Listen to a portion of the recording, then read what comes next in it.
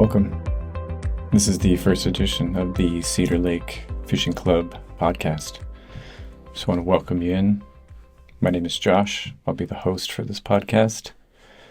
And just want to bring you here to talk about fishing, talk about hockey, talk about sobriety, talk about container home living, talk about sustainable farming, just talk about life. So, welcome in. I'm glad you're here. I wanted to start the day off with a reading. And it's from Touchstones. Let me just pull it up real quick. I have never for one instant seen clearly within myself. How then would you have me judge the deeds of others? Maurice Maeterlinck. We have been given the job of getting to know ourselves and reclaiming our own sanity. We aren't so good at it that we have spare time and energy left to make judgments about those around us. We are tempted to become absorbed in their behavior and choices, and it does feel like a welcome distraction from anxieties about ourselves. So we must learn to detach from the family members and friends that we are tempted to fix or monitor or judge. Although we are very close, we are on separate paths in life. We were not born together, and we will not die together. We will make our family or our friendships and the world a little bit better by staying centered on our own sanity. I pray for a clear separation between what is on my path in this program and what is on someone else's path. Then we can make good bridges between us.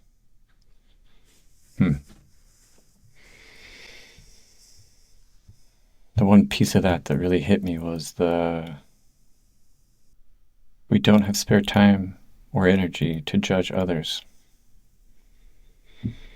We are tempted to become absorbed in their behaviors and choices, and it does feel like a welcome distraction from anxieties about ourselves.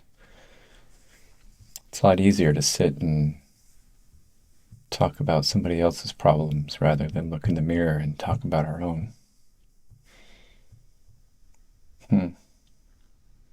Although we are very close, we are on separate paths. We were not born together, and we will not die together. We will make our family or our friendships and the world a little bit better by staying centered on our own sanity. I really like that reading. Makes me feel like there's a lot of folks in life that maybe you're close to, maybe you run in the same circles with.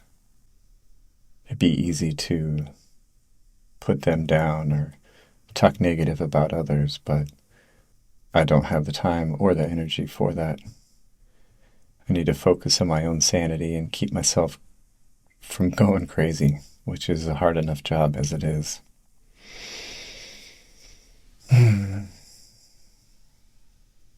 All right. That was a good one. Good reading today. So I just wanted to kind of start this podcast off with a daily reading and maybe some reflection, maybe a little discussion about it. This is the first one. So the production value is, a little low. We're going to make it better, though. We're going to try to get the lighting fixed a little bit. We're going to try to get a good routine going for this. So I'd like to just share a little bit of myself with you, and hey, I hope you can do the same.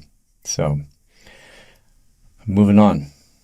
That was the reading for today. Now, let us talk about the fishing report. Well, here in Minnesota, it is right now currently 49 degrees outside, and the lakes are melting like crazy. There's just big puddles of water on all the ice right now. I have seen a few houses still out on some of the lakes around town, but the majority of the houses have been removed. And it's been fun kind of watching everybody get off the ice and watching the seasons change. I was out last weekend with a friend of mine fishing up on Medicine Lake, and I went there after my Saturday morning men's meeting. Got to the meeting spot. I kind of did my mental inventory of my goods and supplies and everything, and I realized that I had forgotten the battery for my ice auger at home. It was attached to the charger. So I sat there and thought about it for a minute. I called him up and he said he was already on his way. Explained to him what was going on, and he was a little cranky about it, as to be expected. But he showed up and we discussed options, and he said, well, why don't you just go to these folks over there on the ice and see if you can borrow theirs? And I looked out there and I said, they're too close. I want to be way the heck out there. I want to be way out in this little bay. I'll show you a picture of the bay, like right here. I want it to be right there. So called my wife and asked her if she could meet me halfway, which was about a 20-minute drive. She said, yep, I'm in the car. So jumped in my car and met her halfway and got the battery, turned around, drove back to the lake. Got back to the lake and I was planning on walking out. I built this little ski sled contraption. I'll show you a picture of it right here. Was just planning on hauling that out. And I saw a bunch of trucks and a bunch of people out on the ice. So I said, you know what? Let's take this little minivan and let's head out there on the ice to where we want to be. So we did. Jumped on the ice, drove out to where we wanted to be, jumped out of the car, and I asked my friend, I said, did you leave all your stuff in your car back on the shore? Sure enough, we didn't stop at his car on the way back, and so we had to turn around and drive back to the boat launch and grab all his gear from his car and turn around and do it all over again. So punched a couple holes in the ice and realized that we were like 3 feet deep, which is no good. Punched a couple more holes a little further out and we got to about 12 feet. And popped up the hut, sat there for a while and caught one little perch. And we could see the bottom of it, and you could like dangle the line and you could see the little fish coming at it. And it was a lot of fun because you could see your lure hit the bottom and see the reaction. And, it's just a beautiful thing when you're dipping a line down in there and you can see the fish coming at it. So that was a lot of fun. And then he took off and I moved locations because I wanted to be a little bit deeper. So I packed up the gear and moved about 50 yards away maybe. Got to about 16 feet deep. And I set up there and watched my nephew's hockey game on YouTube and had a beautiful afternoon, as you can see from this picture right here. It's just sitting there in the sunshine, chilling, enjoying life. Had the door open. It was maybe 35, 39 degrees, something like that. And I was planning to be out there most of the day and towards a good chunk of the night because it was one of the last days I knew that I would get fishing in because of the weather. So come about dusk, I'm sitting around there in the hut and realized that I should probably get some lights on because it was getting dark. So I said to myself, man, I need to get some lights hung up in this house if I'm going to stay out here any longer. And just about as I said that, I looked down and I saw my little bobber just dive underneath the water. I said, oh, this is something. So I grabbed my pole and started fighting. And it was one of those fights where I had to undo my drag a little bit, and then the fish would go and take it, and then I'd tighten my drag and reel it in a little bit, and then I'd undo it a little bit, and it would go, and I'm like, oh man, this was exciting, right? And pull it in a little bit and loosen the drag, and finally I could see it, and it was a northern pike. It was a large one. And I got it to a point where its head was poking out of the hole looking at me. And I had to pause and take a minute to reflect and think about what I was seeing, because I'd never caught a fish that large through the ice before. And it was kind of surreal. It kind of freaked me out. So I was scrambling, trying to make sure that this fish was there, trying to make sure that I didn't lose it. And I got my phone out. I wanted to videotape it, and I hit a couple buttons, and I tossed my phone down. And while I managed to get the hook out, and I noticed that the fish had a second hook in it, and that really threw me for a loop because I wasn't expecting that, but it kind of just added to the frustration and not the frustration, but just added to the confusion and the craziness of this. I got my hook out, and then I set to work getting the second hook out, and it was way, way, way deep down in there, and I cut the line, but I wasn't able to get that second hook out, but I did as best a job as I could, and went to record it again, and this is what you see right here.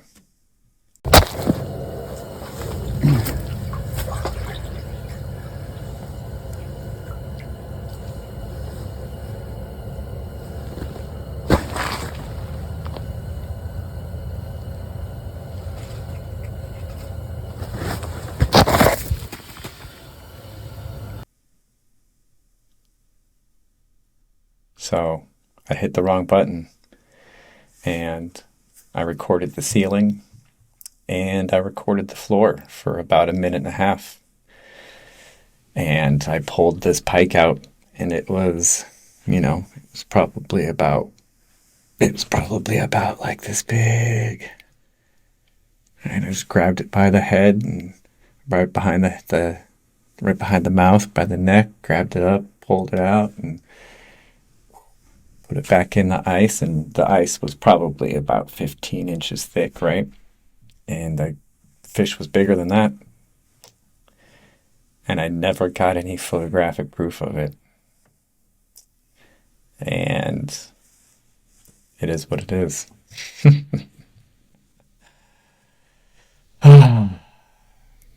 It's a fish story. I love it. It was great. It was the best fishing experience that I've had through the ice with a fishing pole, all by myself. So now the ice fishing season's over. There's no more trudging out onto the lakes and bringing the gear out. Now we're in this in-between season of waiting for all the ice to thaw before we can get out and get the spring/summer fishing going on. And it's kind of a time for pause and reflection and change, and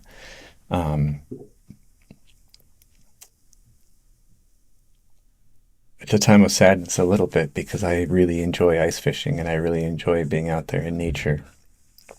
And even though I don't catch a ton of fish when I do ice fish, I really enjoy it and just love being out there. So not having that for a couple of months is going to be hard to manage, I think, a little bit, but we'll figure it out.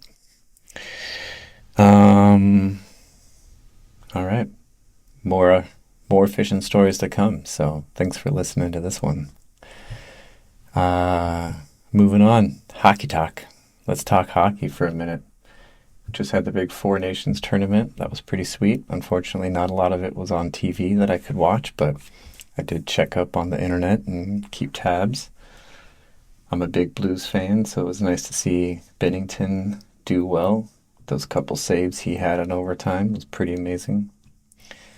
Um, Good job, Canada. Way to win. I knew it was going to be a battle between US and Canada, and you know, the performance that Binner had in overtime was the game changer. So, congrats to him and the rest of the team. I'm playing in a league this year for my first time. I'm actually playing in a more of an organized type league, and it's difficult. It's difficult. Our team is not doing very well. Part of that is my fault. Part of that is the team's fault. Trying not to focus on it too much. Trying to have fun while I do play a lot. I play on a Tuesday night, pretty consistent league, and I also play this other league, which is on the weekends. And um, yeah, I try not to get too down about myself when I see those stats and I see the percentages. And so I'm a goalie. So I've always been a goalie. As long as I've lived, I've always been a goalie. I mean, I grew up in the junior high with duct taping pillows to my legs and using my baseball catching mitt in the front yard and tennis balls up against the garage door. Um, Love it. Love playing goalie. So much fun. Um, so yeah, this new league is a bit of a challenge for me, and it's hard to not get down on myself when I don't perform well or don't feel well about the performance I had. Um, Try not to focus on all the stats and try not to read too deep into it, and just trying to have fun with it. So we've got 4 games left in this season, this winter league, and then we'll see where it goes from there. But I'm playing pretty consistently on Tuesday nights, which is great. Hour and a half long game. There's no refs, there's no checking. It's just kind of a gray-haired older gentleman league, and it's tons of fun. I love the guys. I love the competition. I love sweating my face off and making some good saves, and I love getting scored on by the boys too. We have some really good guys there, so it's a ton of fun. Yeah, so hockey talk. I'll keep you up. We'll see what happens. So let's see. That was probably about all I got for today. I just wanted to kind of put this first one together, introduce myself, tell you how it's going to go from here on out. So I'm going to come next time. We're going to start talking a little bit about some dreams, some big ideas. Maybe read another passage. Maybe talk about some container farms, some container home living. Thanks for being here. Thanks for watching if you are. And we'll be back soon. Peace.